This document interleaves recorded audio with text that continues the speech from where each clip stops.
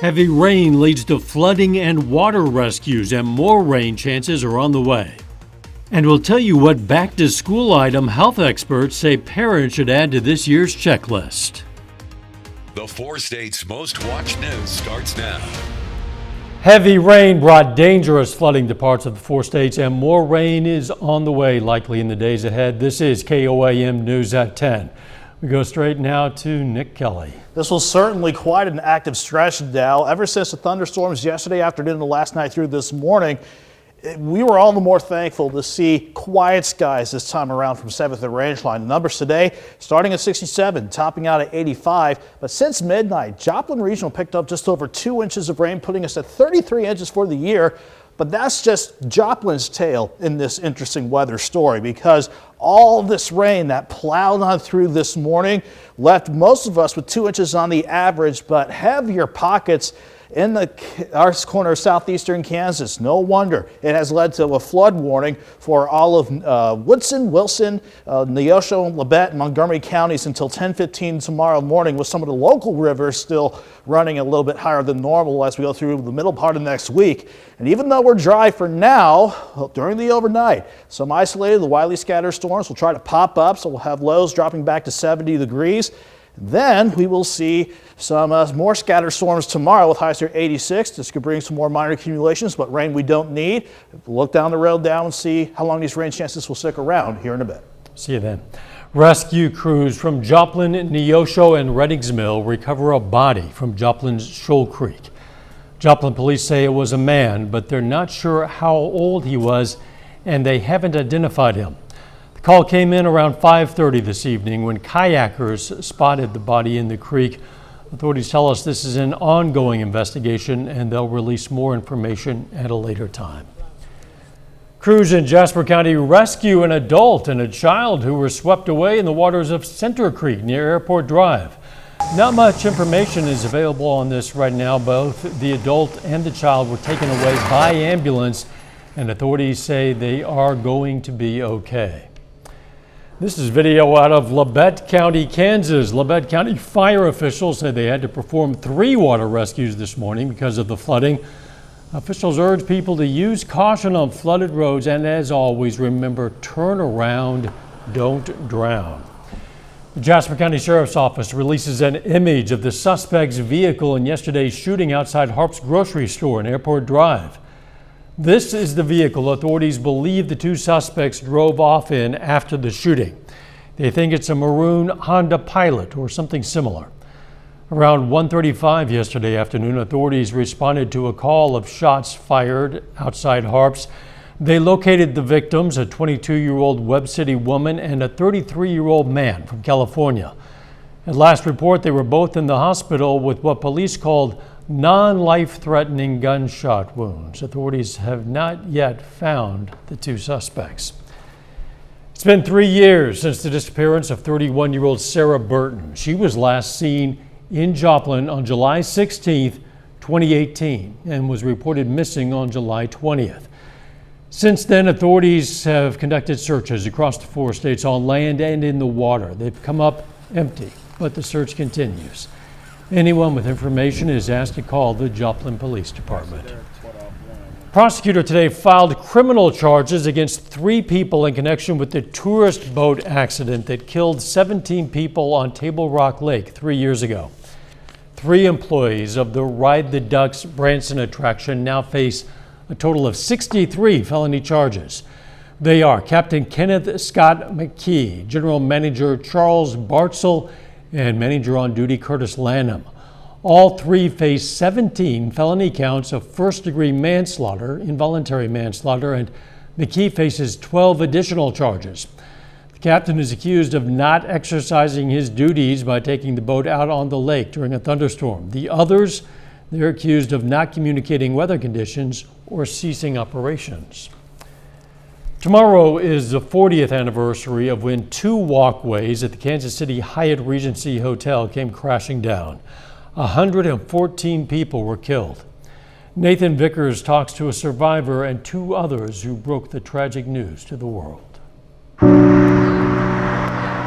Overlooking Gillum Road, A metal sculpture now honors the dozens of people lost in tragedy. So I like that energetic, flowing form. Flowing like the dance Mark McGonigal attended 40 years ago at the HYATT Regency. I heard this rumbling sound, that just god-awful, scary sound.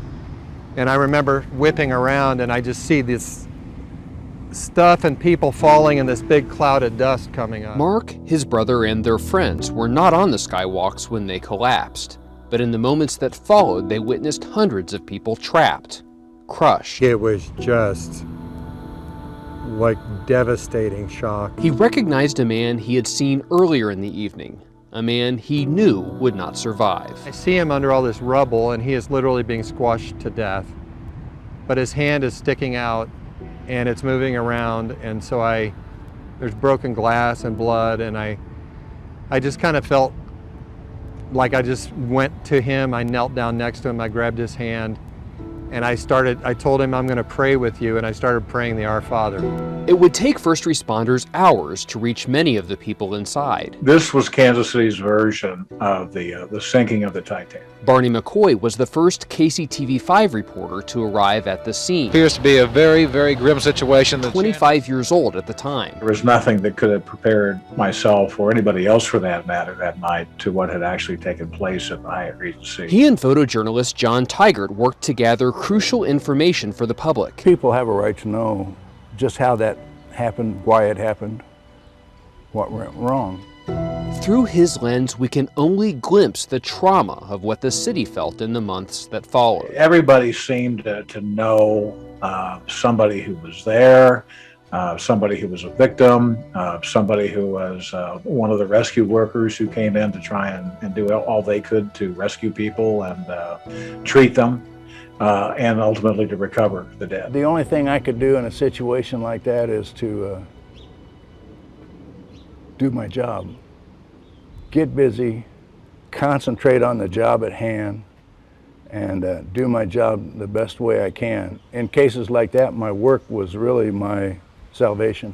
Investigators would later discover negligent oversights in the construction of the skywalks, leading to regulatory reforms aimed at preventing another tragedy. Don't think that because something goes wrong of this magnitude at any given time that it won't happen again if we're not really being cautious. McGonigal now works as a therapist in Brookside, helping clients through the trauma in their lives. It defines the nature of a community when we actually pay attention to these stories. A few years ago, McGonigal started wondering about that man who spent those final moments with him. He began a journey to find a name. Robert Jonas. With help from journalists, he found the man's widow to let her know her husband hadn't died alone. It really helped me know that I was there in a real way, that I really connected with somebody in a real way. To him, the HYATT is a story of humanity, its failures,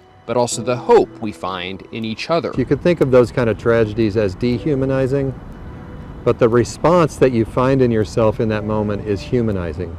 The lessons, the memories, and the hope live on through stories like his. He's right there. Again, that was Nathan Vickers reporting. Still ahead, we're going to hear from a local health professional about the importance of vaccinating teens before they return to school. And 2020 saw a record number of high drug overdoses. What experts say about the role the pandemic played in the increase.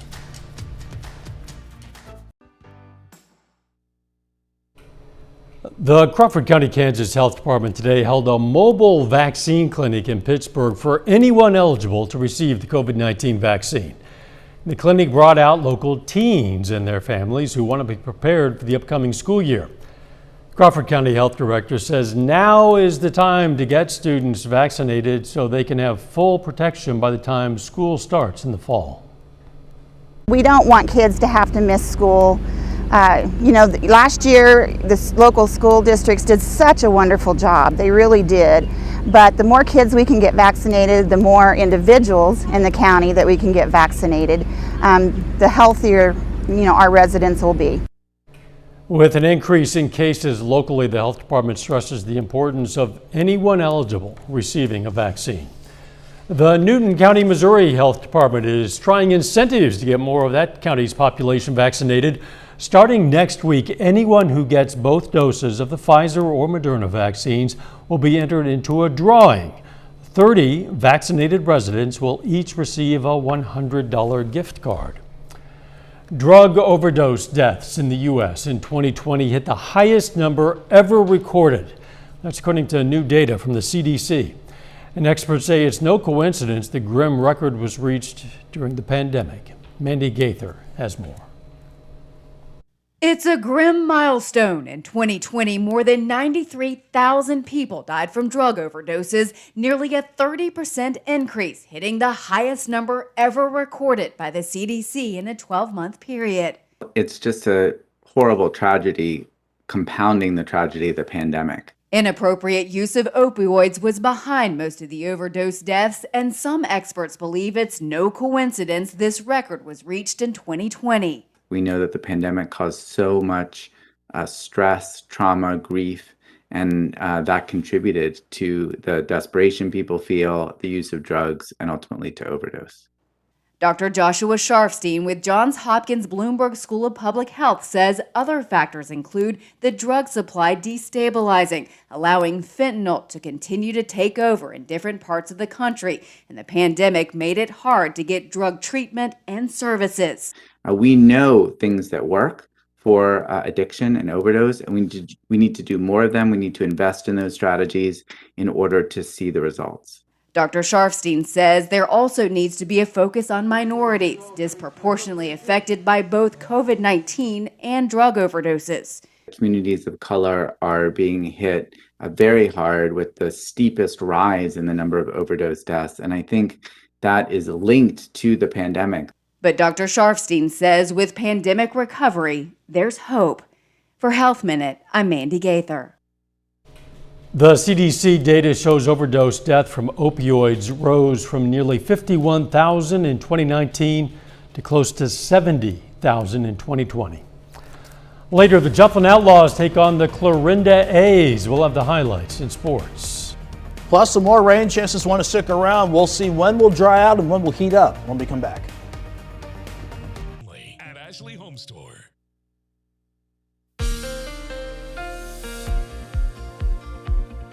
This turned out to be quite a remarkable Friday and a way to start this weekend out. Even though we were dry for much of the afternoon and this evening, boy, did we see a lot of rain this morning. We can rewind the time lapse a minute ago. Sky Casino and Resort out of Seneca, Missouri. This was showing just some of the rain that managed to rotate over the casino and resort grounds outside of Seneca, Missouri. But we have to go back to yesterday afternoon and evening when all these thunderstorms lined up in our northern counties. They took their sweet time working toward the south, but once they did, more developed out in southeast Kansas and passed on through. The end result, aside from maybe a few low-end severe thunderstorm warnings late last night, look at all this rain that we picked up. On the average, just over 2 inches of rain, but where we see the heavier colors really pop up, suggesting rain amounts between 3 and up to 10 inches of rainfall. So it's no wonder we had numerous water rescues around Parsons, north of Thayer, and quite a bit of impassable roads this morning. Some of these areas are still seeing some reasonably high floodwater, so that's why we still have flood warnings out for Wilson, Woodson, Labette and Neosho counties, and including Montgomery County too on the Kansas side until 10:15 in the morning. But some of the area rivers, like the Little Osage, the Marmonton, Verdigris, and Neosho, those are still going to ride pretty high until we get into the middle of next week. So while it was nice, though, that we saw quiet scans on the radar network all evening long, look at what's trying to pop up near the Kansas-Oklahoma line. A few showers south of Fredonia, right around Parsons, northeast of Labette, and a couple showers as well back to the southwest of Sedan. So that system's still around. It's going to try to bring some rain chances back in during the overnight, but not on the scale of what we had to deal with this morning. At least in Joplin, we're dry right now. We'll call it mostly cloudy, warm and muggy too, unfortunately. 77 in Joplin, feels like 79 thanks to that dew point, still sitting at a muggy 70 degrees. Everyone's pretty much in the mid to upper 70s right now, but you factor in the humidity, so it feels like some spots are sitting close to 80 degrees at this time. So We're dealing with redeveloping showers for parts of the areas we go into the overnight, but the morning rain collapsed before it could make it to Memphis. But the system that caused the rain and the showers popping up now, this front still parked right on top of us, along with the upper low around St. Louis. These two factors will keep some isolated, widely scattered showers and thunderstorms in the forecast going through the overnight and into tomorrow morning. Not expecting anything severe, but like last night, some moderate to heavy pockets of rain with these can't be ruled out. Isolated showers during the morning, the more scattered storms with moderate to heavy pockets of rain again as we go through Saturday afternoon. But with any dry time that we get, we should warm up. 70 in the morning, 81 by noon. I'm thinking highs right around 86. Quick look at rain amounts just through tomorrow alone. The heaviest pockets could bring another 1 to maybe 2.5 inches in play, but on the average, low end 1/4 of an inch to let's say maybe 1.5 inches. Again, that's on the average. This setup doesn't change for Sunday. We'll see highs topping out around 86 again, 85 on Monday, but as soon as we hit the middle of the week, that system finally sinks to the south, dropping our rain chances. While that's a nice change of pace now, by the time we drive by the end of next week, 87 on Thursday and hot and humid Friday with highs back near 90. Yeah, you can almost feel that steam rising from the ground by the end of next week. It's going to feel like a sauna. I imagine so. Thanks, Nick. The Olympics don't start until next week, but Barnyard Olympics, hey, they kicked off today in Bourbon County, Kansas. It's all part of the Bourbon County Fair. The event featured several games, including that wheelbarrow race, piggyback ride race, as you see, also a pie race. Kids from all different ages, from all different clubs can come and get randomly selected and put on teams to have fun in certain games. I think we got 5 games lined up for today. Some get a little messy, but they're kind of fun. Just a good way to bring us all together. The Bourbon County Fair ends tomorrow. Coming up in sports, a 2-time Super Bowl champion quarterback is coming to Pittsburgh this summer. Plus, the Joplin Outlaws aim for back-to-back wins tonight against Clarinda. Jacob Leonard has that and more next.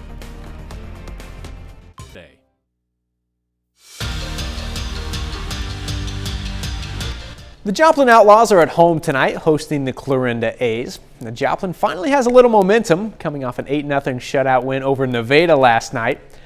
The Outlaws try to stay rolling tonight and knock off the A's, who are currently in first place in the Mink League North.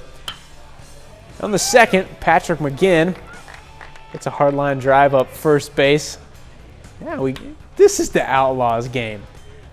So now I'm going to wait to catch up. This goes up the first base line. Jack O'Brien swooping in from the pitcher's mound, making the play. Game is scoreless. Next inning, Brett Wiemers, the Pittsburgh High School product. Second pitch he sees, solo home run. Outlaws up 1-0. To the fourth now, Cam Pfaffman, grounder. Drake Angeron scores. Then guess who? Brett Wiemers doing it again, this time to left center. 2-run homer for Wiemers. He goes 4 for 4 with 2 jacks.